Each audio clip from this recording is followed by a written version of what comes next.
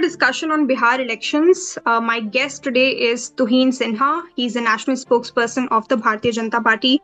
Tuhin, thank you so much for speaking with Asianet News. Ahead of assembly elections, yesterday we saw that Rahul Gandhi led a scathing attack on Prime Minister Narendra Modi. He actually went on to say that BJP will do anything to get votes in Bihar, including performing Bharatnatyam. Your response to that? Great to be on your show, Hina.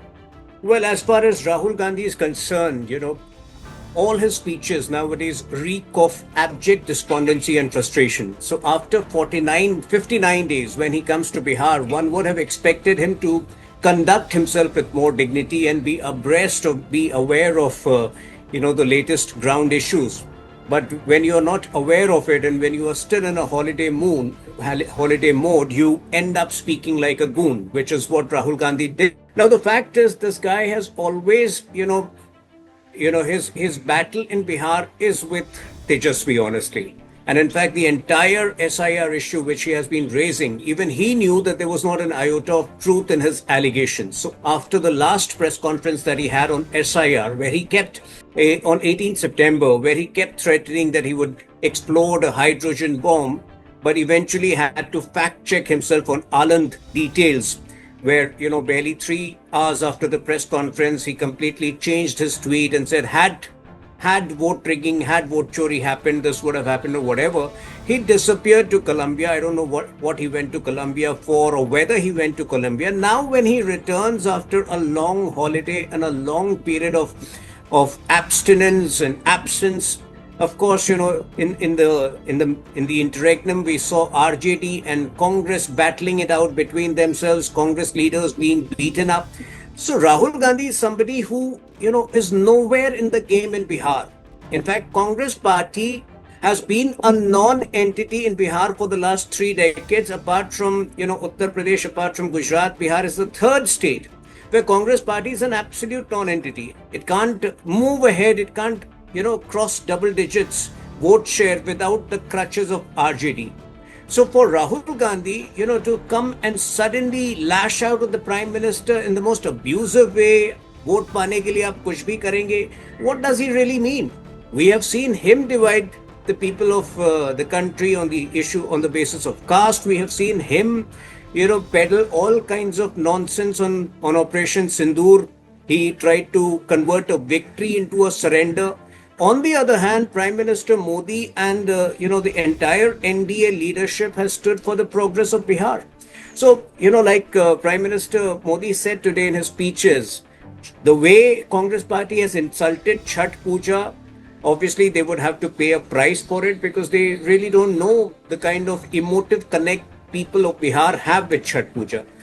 But, honestly, if you ask me, that was expected of Rahul Gandhi because he's not in the game. So you spoke of SIR. Do you think that SIR is not an issue for the voters of Bihar? SIR has been taken up in the Supreme Court in the last 3 months. Because the Congress party is saying that lakhs of votes have been deleted and this will lead to under-representation of many people, including women. So 68 lakhs voters have been deleted. 21 lakhs have also been added. New voters have been added, which effectively means that 47 lakh illegal voters have been removed. Now, what is the Congress party trying to convey? Does it want illegal voters to thrive in the country? For that matter, whether you call it an SIR or whether it was a routine process, even on the eve of Telangana elections 2 years back, 22 lakh voters had been removed. Given the size of Bihar, vis-a-vis Telangana, I don't think, 47 lakh is a very big number. So I think, the Congress party needs to answer basic questions. Why is it so desperately batting for illegal voters? Are those 47 lakh illegal voters the only vote bank, only real vote bank, only dependable vote bank that the Congress party has as of today? I think it's a routine process. On the one hand, you crib about anomalies in the electoral process, and when SIR, which is meant to clean those anomalies, you have a problem with that also. But they also have a problem. They say that why these exercises are being conducted right ahead of the elections. Now, the phase 2 is also going to start on 4th of November, and then we'll see elections in different states. all of these issues have been taken in the Supreme Court. They question the timing. Supreme Court also, in fact, asked the Election Commission about the timing of it.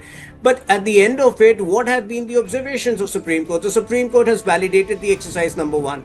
The Supreme Court has never, it never came to a situation where the Supreme Court said, stop the exercise. The Supreme Court obviously also called it a routine exercise which should take place across the country. But of course, the Supreme Court also put certain checks and balances, which is the responsibility of the Supreme Court. Now, after all these checks and balances, if Rahul Gandhi still has a problem, he's casting aspersions on the Supreme Court also. Please understand that, in the last few years, all that he has done is demonized institutions, cast aspersions on the integrity of India's, institutions.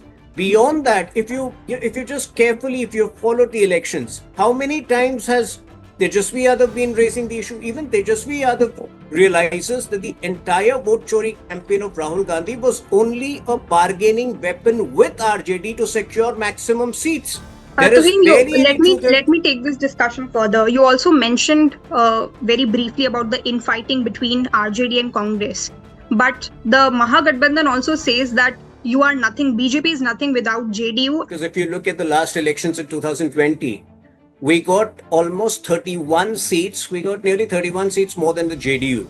In fact, Nitish Kumar at one point of time very clearly said, I don't want to continue as CM.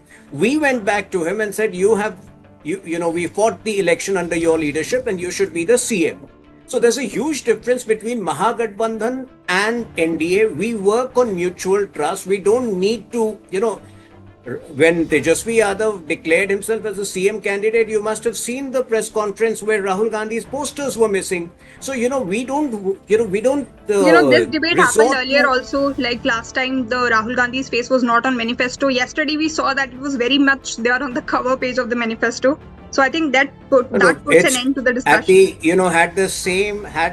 Had Tejasvi Yadav been declared CM candidate before, probably we would not have seen the kind of acrimonious fighting between the two parties. Tejasvi Yadav had to virtually emotionally blackmail them. He virtually had to tell the Congress party that I'm not going to campaign in any of the 54, 55, 56 seats where they are effectively fighting. Of course, they're fighting, there are friendly fights in 5 or 6 more seats.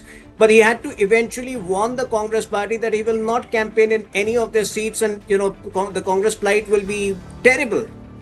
You don't see those things happening in NDA because there is a lot of mutual trust. Even Nitish ji has repeatedly said this, that he will never go to the other side. He has already realized his mistake, his folly. What more do you require?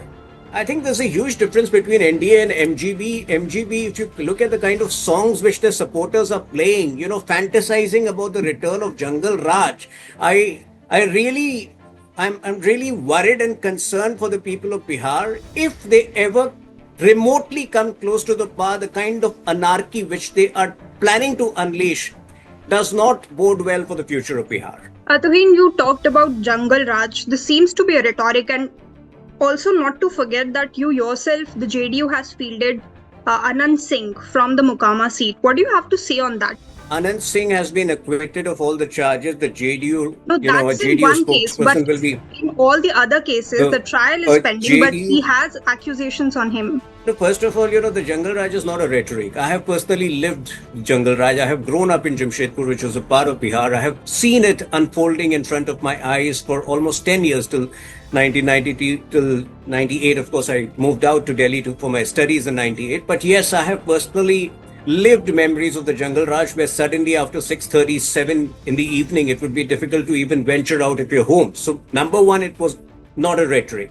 Number two, what about the last 20 years? If you can talk about the last 20 years when BJP and JDU has been in power. Well, if you look at statistics, the crime rate is comparatively lower. But more importantly, like when I say Jungle Raj, that Jungle Raj, number one, the term was given by Patna High Court in 1997 in a ruling where even the Patna High Court was exasperated over the way the state government under Rabri Devi was handling with law and order issues. It was not a term which was given by us. Number two, there was direct involvement of the family members of Lalu Yadav family. Whether it was the Shilpi Gautam case, it didn't involve the family. There was a involvement of a political aide of Lalu Yadav, but in the Shilpi Gautam case, the involvement of Sadhu Yadav was there. In the Champa Biswas case, which was the wife of an IAS officer, a political aide of Lalu Yadav was involved. So here, the Lalu in those days, the Gunda Raj was directly promoted by close associates and family members of Lalu Yadav. You can't even compare the crime which has existed in the last 20 years with that crime which was directly sponsored by, Lalu Yadav's family. Of course, Bihar has always seen crime, but the crime rate is very much under control, and it is not, RJD sponsored, political party sponsored extortion. Every time there was a wedding in Lalu Yadav's family, his family members would pick up Tata Sumos from the showrooms of, these automobile manufacturers. People there are so many qualified, there are so many, popular doctors and medical practitioners who have left Bihar at that point of time only to never return. So the damage which these people had caused to Bihar was unimaginable. And like I say, their very own supporters are bringing out YouTube videos, eulogizing that time and fantasizing about the return of Jungle Raj. So you don't see our supporters ever doing that. Why can't any party from all the parties who are fighting in Bihar can set an example by not fielding candidates with criminal background? Just so it can, we can gain the trust of the people. Every time there is a same debate around elections, why this particular person with criminal background has been fielded from Anand Singh is an exception. And when it is a BJP government, it is the responsibility of BJP to ensure that these elements are under control. So whether it was UP which saw terrible law and order conditions before 2017 or any other state, I can tell you it's the responsibility of BJP to ensure that even an Anand Singh, if he gets elected, will conform to law, will subscribe to the law of the land, which is something the other side cannot promise. When they field Osama, the son of Shahabuddin, I don't need to emphasize, I don't need to reiterate who Shahabuddin was. Shahabuddin, the most dreaded gangster, by giving a ticket to his son. If being the son of a dreaded gangster is the only qualification for Osama to secure a ticket, I think that itself reveals the intentions of the Mahagathbandhan. And do I need to reiterate who was Shahabuddin at the prime of his criminal career, which also coincided with his with his stint in politics as a member of parliament of RJD? You have police reports, you can still find it on the net. The police had confirmed he has links with Pakistan's ISI. His house would, store bombs which would be hurled at political rivals, and of course, common people who did not bend down to him. So these are the people who, and at least from Tejasvi Yadav, when he claims to be different from his father, one would have expected him to shun the legacy of Shahabuddin.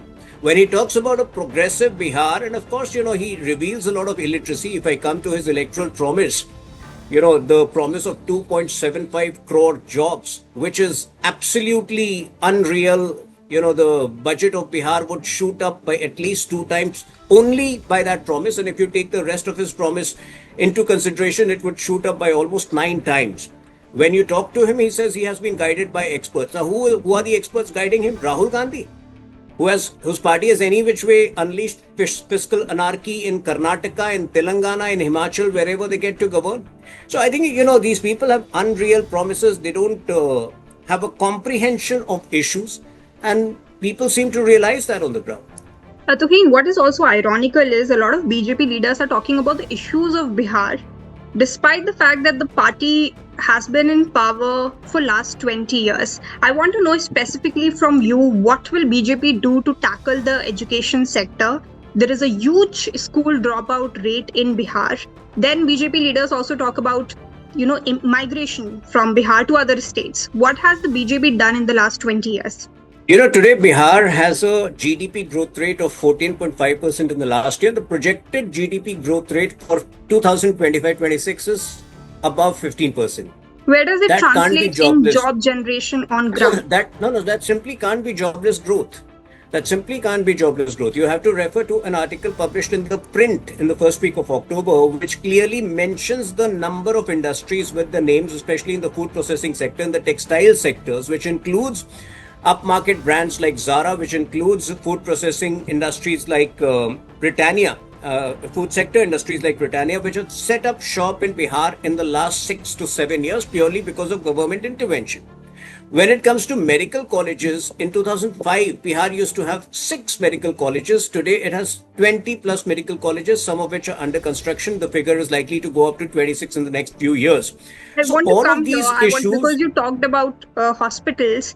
The videos that we're seeing on social media of Darbhanga Hospital, Darbhanga Medical College and Hospital, the visuals are pathetic. I mean, the That's condition of an hospitals that's from an inside, that's and an the health minister of that's an Bihar will definitely be questioned on that.